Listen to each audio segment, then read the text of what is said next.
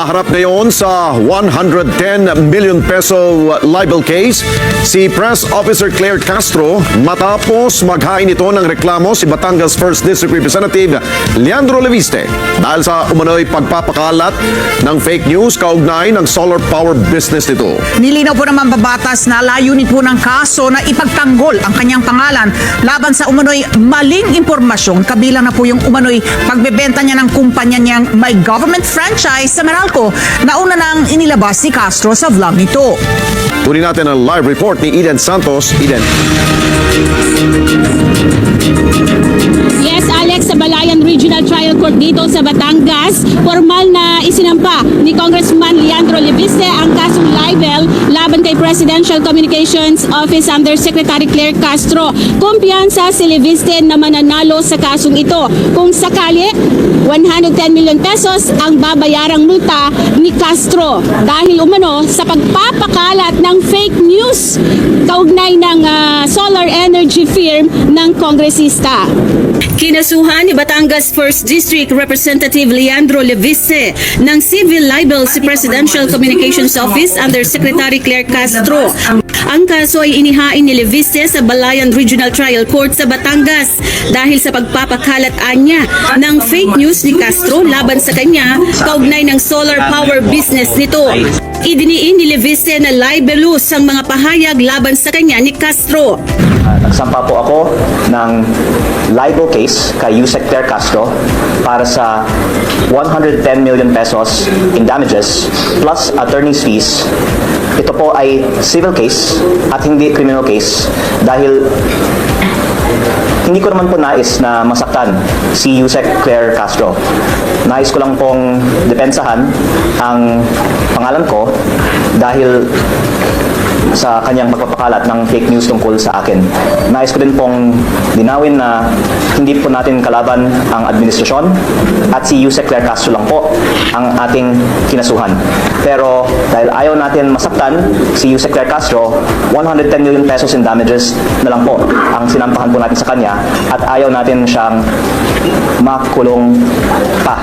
Muling itinanggi ni Leviste na ibinenta niya sa Meralco ang kumpanya na may prangkisa gaya ng pinapalabas ni Castro sa vlog nito. Sinabi rin anya ni Castro na nagkapera siya sa pagbebenta ng prangkisa sa Meralco. Ang kumpanyang may prangkisa ay Solar para sa Bayan Corporation. Ang kumpanyang binenta ko sa Meralco ay SP New Energy Corporation. At ang napabanggit, kung hindi pa ako nagkakamali, sa mga pahayag ng DOE, ang SP New Energy Corporation.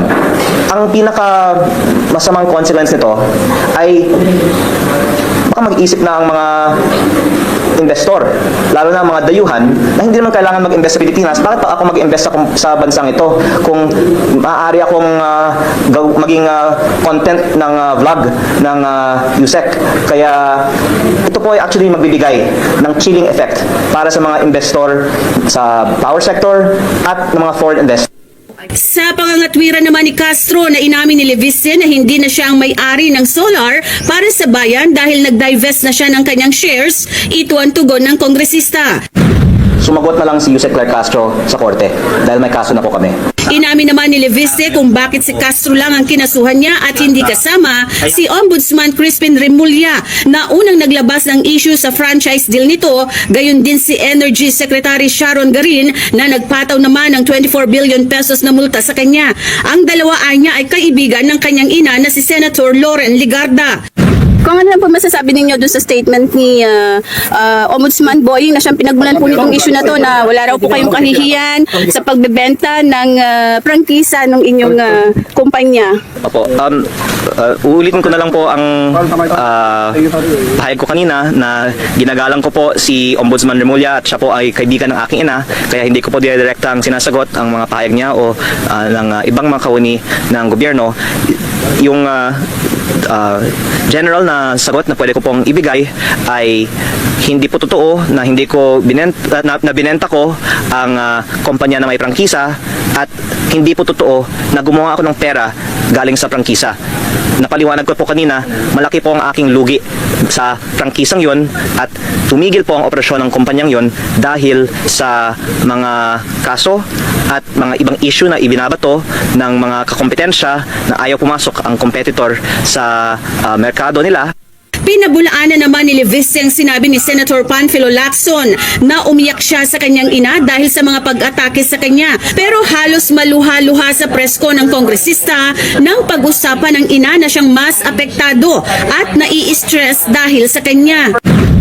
Pero ang dahilan po na nalulungkot ako ay dahil maraming kumakausap sa aking ina at nasistress siya at pinapayuhan niya ako na tumahimik na lang. Pero dahil sa aking conviction na dapat lumabas ang katotohanan, pinagpapatuloy ko pa ito, pero sana wag na pong ma-stress ang aking ina. Binigyang diin ni Leviste na nais niyang dumalo sa investigasyon ng Senado. Gusto nga raw nito na gulatin na lang sila sa kanyang pagdalo. Pero marami ang tumatawag sa kanyang ina na huwag itong dumalo. Itinuturing ng kongresista na banta ito sa kanyang buhay. Pero babala ni Leviste na kapag siya ay namatay, ay lalabas ang buong files, hindi lang ang Cabral files na naglalaman ng mga sangkot sa flood control mess, kundi maging ang iba pang mga katiwalian sa gobyerno. Anya ang mga lumabas sa media ay tip of the iceberg lamang. Ako po ay sumusunod sa payo ni Senator Ping Lacson na wag bara-bara. Basta wag nyo akong patayin. Dahil kung papatayin nyo ako, lalabas ang buong katotohanan ng mga ginawa ninyo sa DPWH. Kung sakali naman na humingi ng paumanhin sa kanya si Castro, ito ang tugon ni Leviste. Kantahan niya ang apology. Sa isang statement, sinabi ni Castro na inaantabayanan na niya ang kopya ng complaint ni Representative Leviste. Sabay hirit na bakit siya lamang ang kakasuhan nito at hindi ang Office of the Ombudsman. Anya ang inihain ni Leviste sa kanya ay para anumano para siya ay mapatahimik sa pagtalakay sa mga issue. Eden, pakiulit, ano yung huling binanggit ni Congressman Leviste nung sinabi na kung sakaling humingi ng paumanhin itong si Attorney Claire Castro, anong sagot niya doon? Marami hindi makuha, mabilis kasi ng video. Ang sabi niya ay kung gagandahan niya daw yung kanyang apology, Alex. Ayun. Hindi pa siya nagsusorry, sa halip ay pinangangatwiranan nga niya yung kanyang mga content doon sa vlog kaugnay ng solar energy firm ni Leviste. Na sabi nga ni Leviste, kung sana'y nag-research na mabuti Ayun. itong si Jose Claire Castro, baka naiwasan yung mga mali-maling datos at baka hindi humantong sa ganitong kahihiyan ang opisyal. Nakakausap tayo kanina sila ay sumusuporta kay Congressman Leviste. At meron ding mga nagsabi, Alex, medyo nakakalungkot lang din.